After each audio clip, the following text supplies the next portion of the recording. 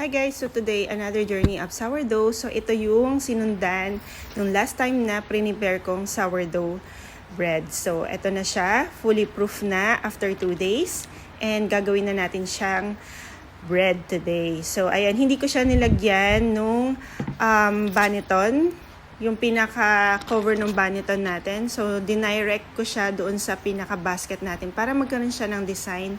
Kung napapansin nyo, di ba, meron siyang paikot na design. Ayan. And then, nilagyan ko na siya ng rice powder. Ayan. So, ilalagay lang natin yan sa ibabaw.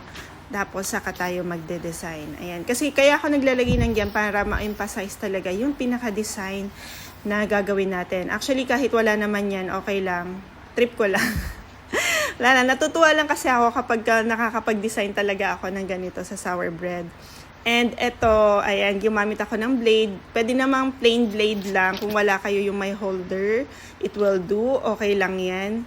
And after nga nito is, syempre, gagamit ulit tayo ng lodge. Actually, pwede din daw yung direct sa oven, pero lalagyan mo daw ng tubig sa pinakailalim. Parang nag-i-steam ang dating niya. Pero hindi ko pa kasi na-try yung ganong method.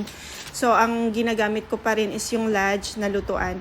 Alam nyo ba, kung naalala nyo, yung plancha nung unang panahon, di ba nilalagyan ng uling yon sa kagagamitin pang plancha? Yung bakal siya. Tapos ang bango-bango ng amoy nun. So, ganun din yung lodge. Kasi bakal yon na ginawang lutuan.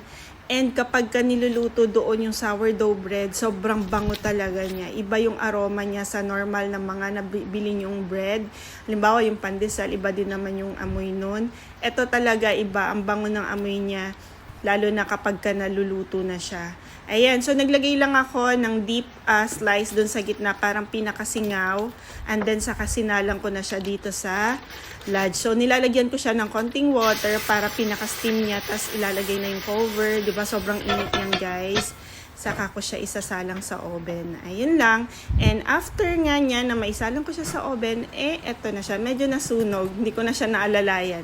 Pero okay lang yan. Yung loob niyan is soft pa din. So, crunchy outside.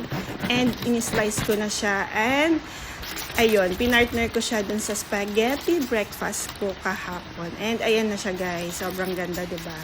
Sobrang sarap niyan. And, ito na siya. Yun lang, guys. Thank you sa panonood. Bye!